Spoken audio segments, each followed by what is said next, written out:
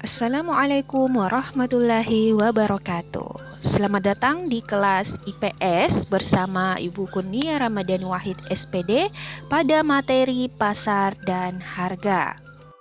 Pasar dalam pengertian yang paling sederhana merupakan tempat bertemunya penjual dan pembeli untuk melakukan transaksi jual beli. Fungsi pasar.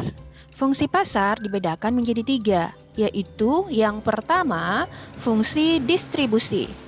Fungsi distribusi pasar dimaksudkan untuk memperlancar distribusi barang dari produsen ke konsumen. Yang kedua, fungsi pembentuk harga. Fungsi pembentuk harga dimaksudkan bahwa pasar mewujudkan kesepakatan harga antara penjual dan pembeli. Yang ketiga, fungsi promosi.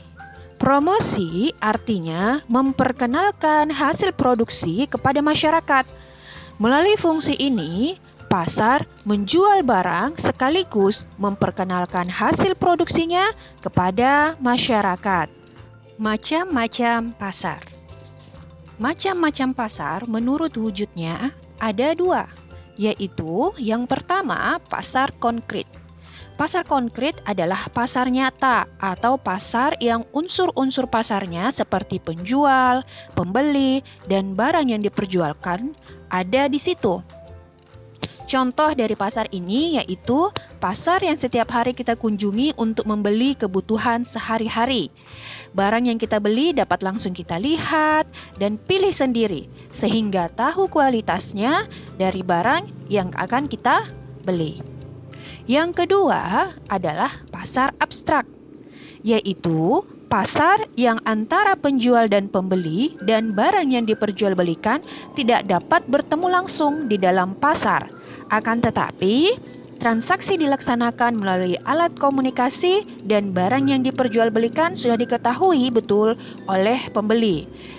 Contoh pasar abstrak yaitu ketika kalian ingin membeli barang secara online, seperti ingin membeli barang di aplikasi Shopee.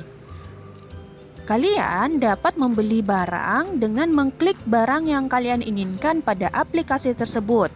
Setelah melakukan transaksi pembayaran, barang kalian akan dikirim ke alamat kalian melalui jasa pengiriman.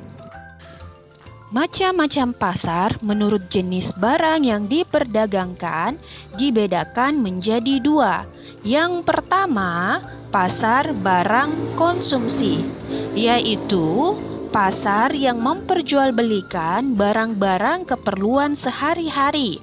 Contoh, pasar ikan, pasar buah-buahan, supermarket, atau mall.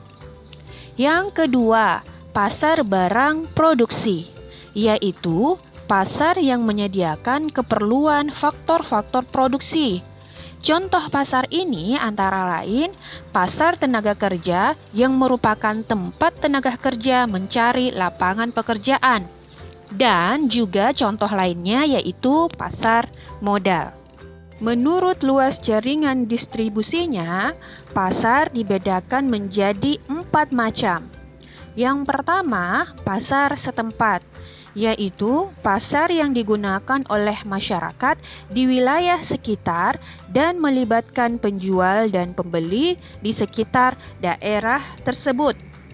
Yang kedua, pasar nasional, yaitu pasar yang cangkupan pembeliannya dalam wilayah suatu negara. Yang ketiga, pasar regional, yaitu pasar yang daerah pemasarannya meliputi beberapa negara yang berada dalam suatu kawasan. Yang keempat, pasar internasional, yaitu pasar yang menyediakan komoditas barang, dagangan untuk rakyat seluruh dunia. Biasanya komoditi yang dijual merupakan produk-produk yang dibutuhkan oleh seluruh masyarakat. Menurut waktu penyelenggaraan, pasar dibedakan menjadi 4. Yang pertama, pasar harian, yaitu pasar yang melakukan kegiatannya setiap hari dan menjual barang-barang kebutuhan pokok sehari-hari. Contoh pasar ini antara lain pasar induk yang terdapat di sekitar daerah kalian. Yang kedua adalah pasar mingguan, yaitu pasar yang dilaksanakan seminggu sekali. Yang ketiga adalah pasar bulanan, yaitu pasar yang kegiatannya hanya dilakukan sebulan sekali. Kemudian yang keempat adalah pasar tahunan, yaitu pasar yang diadakan sekali dalam setahun. Pasar ini biasanya bersifat nasional maupun internasional. Penyelenggaraan pasar ini sebagai ajang promosi untuk produk-produk tertentu ataupun produk yang baru. Menurut organisasi atau strukturnya, pasar dibedakan menjadi dua.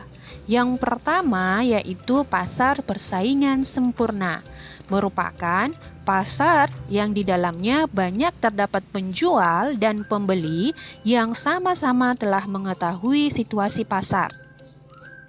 Barang yang diperjualbelikan sejenis atau homogen. Penjual dan pembeli tidak bebas menentukan harga karena harga ditentukan oleh kekuatan pasar. Contoh pasar ini antara lain pasar sayur mayur, pasar buah-buah, dan pasar tekstil di Tanah Abang. Yang kedua, pasar persaingan tidak sempurna, yaitu pasar penjual dan pembeli memiliki kebebasan dalam menentukan harga dan jumlah barang yang diperjualbelikan. Dalam pasar ini, penjual dan pembeli dapat menentukan harga. Selanjutnya, kita akan membahas terkait dengan harga. Harga ialah nilai tukar suatu barang yang dinyatakan dengan uang. Namun, dalam ilmu ekonomi yang dimaksud dengan harga pasar ialah harga yang disepakati pihak penjual dan pembeli, dan pada harga ini barang yang diminta sama dengan jumlah barang yang ditawarkan. Harga pasar dapat disebut juga sebagai harga keseimbangan karena pada harga tersebut ada keseimbangan antara jumlah barang yang ditawarkan dan jumlah barang yang diminta seimbang. Demikian pembelajaran kita hari ini. Semoga apa yang Ibu Guru sampaikan bermanfaat untuk kalian semua. Terima kasih banyak, dan sebelum itu jangan lupa like, comment, and subscribe channel Ibu Guru. Terima kasih. Assalamualaikum warahmatullahi wabarakatuh.